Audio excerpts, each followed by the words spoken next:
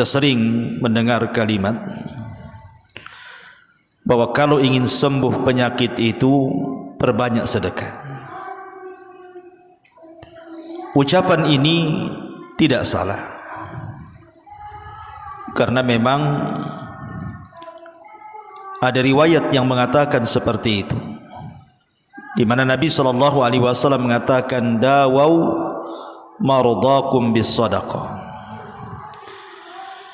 Obati orang yang sakit di antara kalian dengan cara bersedekah. Tetapi yang harus dipahami bahwa ada beberapa perkara yang perkara ini harus ada pada setiap orang yang berniat sedekah untuk menyembuhkan penyakitnya. Sebab kalau tidak dilakukan beberapa perkara ini, maka percuma sedekahnya. Maksudnya bukan percuma, tapi tidak ada pengaruh kepada penyakit yang Anda sedang obati dengan sedekah itu. Ma'asyiral muslimin yang dimuliakan Allah Subhanahu wa taala, yang pertama, ketika seseorang bersedekah dan sedekahnya diniatkan untuk menyembuhkan penyakitnya, atau mungkin penyakit orang lain, penyakit anaknya, penyakit orang tuanya, maka yang pertama harus diniatkan sedekah itu mencari redha Allah dulu. Ini yang pertama, cari keridhaan Allah Subhanahu wa ta'ala. Jangan sampai kemudian ketika kita bersedekah mutlak niatnya itu hanya untuk menyembuhkan penyakit. Karena ada hadis Nabi SAW yang dikeluarkan Imam Tirmidzi, inna idhamal jaza ma idhamil bala, wa inna Allah idha ahabba qauman ibtalahum, faman radiya falahu ridha wa man sakhita falahu sukhtu, kata Rasul. Sesungguhnya besarnya balasan ditentukan dengan besarnya ujian. Karena apabila Allah Subhanahu wa taala mencintai seorang hamba atau sebuah kaum, maka Allah pasti akan menguji mereka. Barang siapa yang redha dengan ujian itu, maka dia akan mendapatkan keredhaan Allah. Tapi barang siapa yang murka, maka dia pun akan mendapatkan kemurkaan Allah. Poin yang kedua, ketika bersedekah, betul-betul sedekahnya karena Allah, alias ikhlas. Dan ikhlas itu artinya ikhrajul khalqi an muamalati rabbi, mengeluarkan seluruh makhluk ketika kita bermuamalah dengan Rabb kita. Artinya saat bersedekah itu murni sedekahnya lillah, karena Allah, bukan karena ujub, bukan karena riya, bukan karena ingin dipuji. Sebab sedekah yang seperti itu jatuh kepada syirkul asghar, masuk kesyirikan, walaupun itu syirik kecil, riya itu. Artinya kalau sudah masuk dalam kesyirikan, percuma sedekahnya, karena tidak akan diterima Allah Subhanahu wa ta'ala, gugur amalannya. Karena Nabi SAW juga mengatakan, innallaha la yaqbalu minal a'mal illa ma kana khalisan wabtughiya bihi wajhu. Sesungguhnya Allah tidak akan menerima amal-amal kecuali bersumber dari orang yang ikhlas dan yang dicari padanya wajah Allah Subhanahu wa ta'ala. Kemudian yang ketiga, baru niatkan sedekahnya dalam rangka penyembuhan. Harus ada niat bahwa sedekah saya itu untuk menyembuhkan penyakit saya, untuk menyembuhkan penyakit ibu saya, untuk menyembuhkan penyakit anak saya. Karena Umar bin Khattab radhiyallahu anhu pernah berkhutbah di atas mimbar, kemudian mengatakan, aku mendengar Nabi SAW bersabda, innamal a'malu binniyat. Sesungguhnya amal itu ditentukan dengan niatnya. Yang keempat, harta yang disedekahkan itu harus harta yang baik. Kenapa demikian? Dalam hadis Muslim dari Abu Hurairah radhiyallahu an, Nabi sallallahu alaihi wasallam bersabda, "Innallaha thayyibun la yaqbalu illa thayyiba." Sesungguhnya Allah itu baik, tidak menerima kecuali yang baik-baik. Artinya kalau kemudian sedekah yang disedekahkan itu dari harta yang haram, apa Allah akan menerima? Tidak akan menerima. Karena harta haram itu tidak baik, dan Allah tidak menerima kecuali yang baik-baik. Berarti kalau kita hendak bersedekah dalam rangka menyembuhkan penyakit, berarti harta yang disedekahkan itu murni harta yang baik, yang diperoleh dengan cara halal, dan juga barang yang disedekahkan atau makanan yang disedekahkan itu harus makanan yang baik, tidak membahayakan. Selain halal juga baik.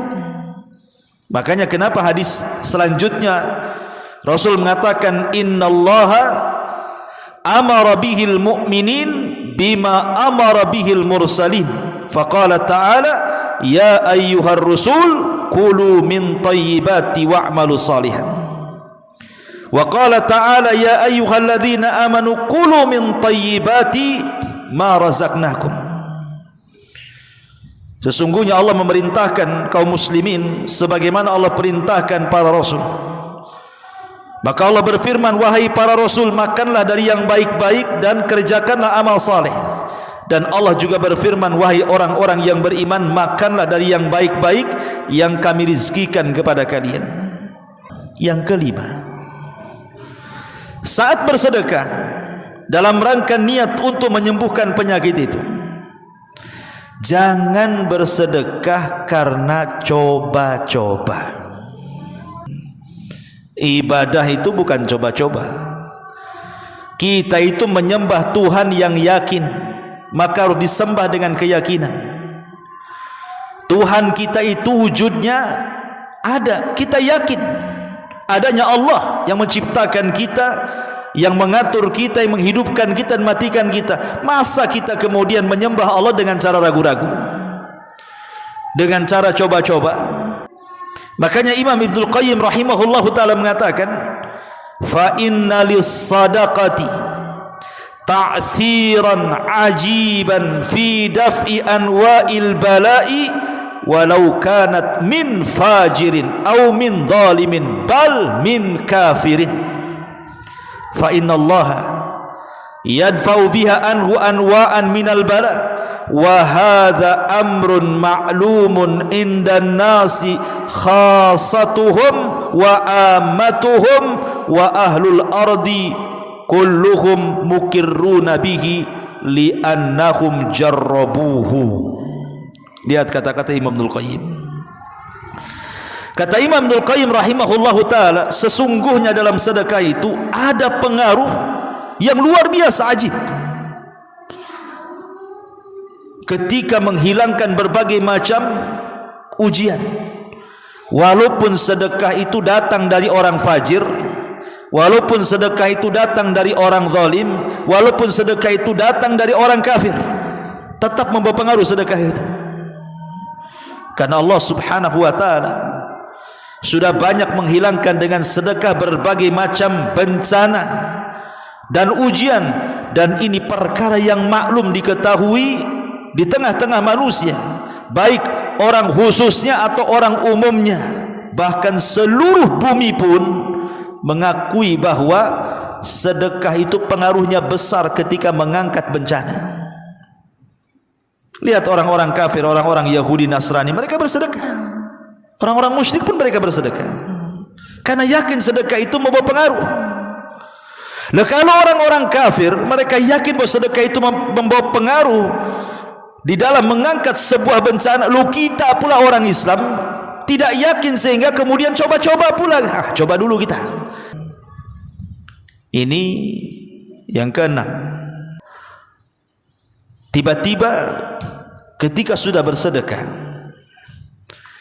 sudah dia sumbang fakir miskin, sudah dia sumbang anak-anak yatim, sudah dia sumbang masjid-masjid, bahkan dia sumbang pesantren-pesantren, yayasan-yayasan dan begitu seterusnya, kok nampaknya makin parah nih sakitnya nih. Orang tua malah dibawa ke UGD pula. Ini sudah banyak saya sedekah sana sini, kok tak ada pengaruh katanya. Ah, berhenti sajalah. Berhenti karena tidak ada pengaruh kepada penyakit. Ini bagian daripada ragu akan kekuasaan Allah. Berarti dia enggak yakin. Harus yakin. Ya. Tidak boleh dihentikan. Ah, buat apa saya sedekah? Enggak sembuh-sembuh juga. Berarti kan niat sedekahnya itu kan murni karena dirinya, bukan karena Allah. Itu jatuh ke tidak ikhlasan nanti jatuhnya tuh. Maka tidak boleh seseorang itu tiba-tiba menghentikan sedekahnya gara-gara tidak ada pengaruh untuk kesembuhan penyakitnya tuh. Orang itu harus yakin, tidak boleh ragu dengan kekuasaan Allah Azza wa Jalla. Allah kalau mau bisa menyembuhkan seketika. Allah juga kalau mau bisa mematikan seketika. Allah itu ala kulli syai'in qadir. Maka jangan kemudian kita katakan, ah, buat apa sedekah? Toh sudah saya sedekah banyak, udah ratusan juta pun saya sedekah ini, penyakit saya makin parah, penyakit anak saya makin parah, sekarang ibu saya juga meninggal umpamanya, dan begitu seterusnya. Maka jangan mengatakan seperti ini. Yang nomor 7, ketika bersedekah, jangan menyakiti orang yang diberi sedekah dengan mengungkit-ungkit pemberian. Di dalam Al-Quran Allah Subhanahu wa ta'ala mengatakan, ya ayyuhalladzina amanu la tubtilu sadaqatikum bil manni wal adha. Wahai orang-orang yang beriman, jangan kalian batalkan sedekah-sedekah kalian dengan bil manni wal adha, dengan menyebut-nyebut ataupun menyakiti orang yang kita sedekahi.